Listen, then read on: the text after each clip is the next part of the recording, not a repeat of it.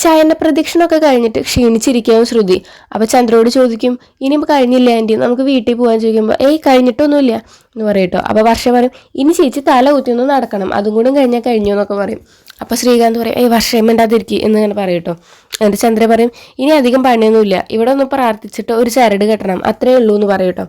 അങ്ങനെ അവിടെ മറ്റേ പൂജാരി വരികയാണ്. എന്നിട്ട് നമ്മുടെ സുധിയുടെ കയ്യിലിരിക്കുന്ന തട്ട് പൂജാരി വാങ്ങുക. എന്നിട്ട് ചോദിക്കും, മോളുടെ അച്ഛൻ്റെ പേരെന്താ ചോദിക്കുമ്പോൾ, പേര് അറിയില്ലല്ലോ, പേരില്ലല്ലോ.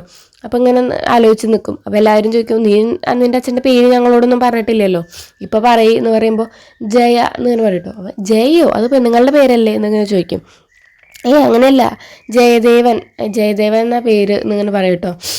അങ്ങനെയാണല്ലേ, എന്താ നാള് ചോദിക്കുമ്പോൾ കുംഭം എന്ന് പറയും. എന്തൊക്കെയാ ഈ കുട്ടി പറയണേ ചോദിക്കുമ്പോൾ നമ്മുടെ സുധി പറയും, അതിപ്പോൾ ഇങ്ങനെ എല്ലാം കൂടി ചെയ്തിട്ട് അവൾക്ക് ആകെ ടയേർഡ്, അതുകൊണ്ടാണ്.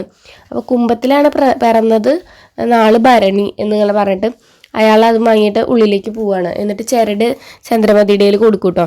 എന്നിട്ട് വേഗം വീട്ടിലേക്ക് പോവാന്ന് പറഞ്ഞിട്ട് വീട്ടിലേക്ക് പോവാണ്. വീട്ടിലെത്തിയതിന് ശേഷം നമ്മുടെ ശ്രുതി ആണെങ്കിൽ കൂട്ടുകാരീനെ വിളിച്ചിട്ട്, എടീനൊക്കെ ഇവിടെ തീരെ പറ്റണില്ല, എങ്ങനെയെങ്കിലും സുധീനെ കാനഡയിലേക്ക് പറഞ്ഞേക്കണം. അപ്പോൾ പിന്നെ എനിക്കും സുധിയുടെ കൂടെ കുറച്ച് കഴിഞ്ഞാൽ പോകാമല്ലോ, ഈ അമ്മായിമ്മയുടെ അടുത്തൊന്നും രക്ഷപ്പെടാമല്ലോ എന്നൊക്കെ പറയട്ടോ.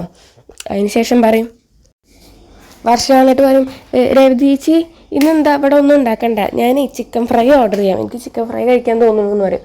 അപ്പോൾ രേവതി പറയും, എന്തിനാ വാങ്ങണേ, എന്നിങ്ങനെ വാങ്ങി കഴിക്കുന്നത് നല്ലതല്ല, ഞാനിവിടെ ഉണ്ടാക്കി തരാം. അപ്പോൾ ഉണ്ടാക്കാനൊക്കെ മെനക്കേടല്ലേ ചോദിക്കുമ്പോൾ, എന്ത് മെനക്കേട്, ഇപ്പം സച്ചേട്ടനെ വിളിച്ചിട്ട് ചിക്കൻ വാങ്ങി കൊണ്ടുവരാൻ പറഞ്ഞാൽ ചിക്കൻ വാങ്ങി കൊണ്ടുവരും, അത് ഉണ്ടാക്കല്ലേ വേണ്ടുള്ളൂ, ഞാൻ ഉണ്ടാക്കി തരാമെന്ന് പറയും. അപ്പോൾ ചന്ദ്രൻ വന്നിട്ട് എന്താ ഇവിടെ ചോദിക്കുമ്പോൾ, അല്ല ഇങ്ങനെ ചിക്കൻ വാങ്ങി ഫ്രൈ ചെയ്യാനായിരുന്നു എന്ന് പറയുമ്പോൾ, അതൊന്നും പറ്റില്ല, ഇവിടെ ഒരാൾ വ്രതം എടുക്കുമ്പോൾ നമ്മളൊക്കെ ചിക്കൻ കഴിക്കുക, അതൊന്നും ശരിയാവില്ല, നമ്മൾ അവളുടെ കൂടെ മനസ്സുകൊണ്ട് വ്രതം എടുക്കണം എന്നൊക്കെ ഇങ്ങനെ പറയും. ആ സമയത്ത് നമ്മുടെ സച്ചിയൊക്കെ ഇങ്ങനെ വരും കേട്ടോ.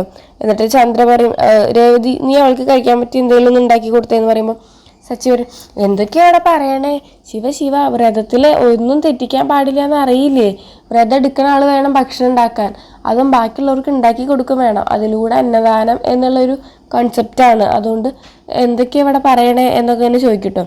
അപ്പം എന്നിട്ട് ചന്ദ്ര പറയും, അത് ഇവിടുത്തെ കാര്യങ്ങൾ തീരുമാനിക്കേണ്ടത് ഞാനാ, അവനല്ല, നീ പേടിക്കേണ്ട മോളെ, നീ വായോ നമുക്ക് ഭക്ഷണം ഉണ്ടാക്കാമെന്ന് പറഞ്ഞിട്ട് ചന്ദ്ര വർഷേനെ വിളിച്ചിട്ട് ഭക്ഷണം ഉണ്ടാക്കാൻ പോവുകയാണ് കേട്ടോ. അതൊക്കെയാണ് ഇന്നത്തെ എപ്പിസോഡിൽ. അപ്പം നിങ്ങൾക്ക് എൻ്റെ വീഡിയോ ഇഷ്ടമാവുകയാണെങ്കിൽ ലൈക്ക് ചെയ്യുക, ഷെയർ ചെയ്യുക, സബ്സ്ക്രൈബ് ചെയ്യുക, സപ്പോർട്ട് ചെയ്യുക.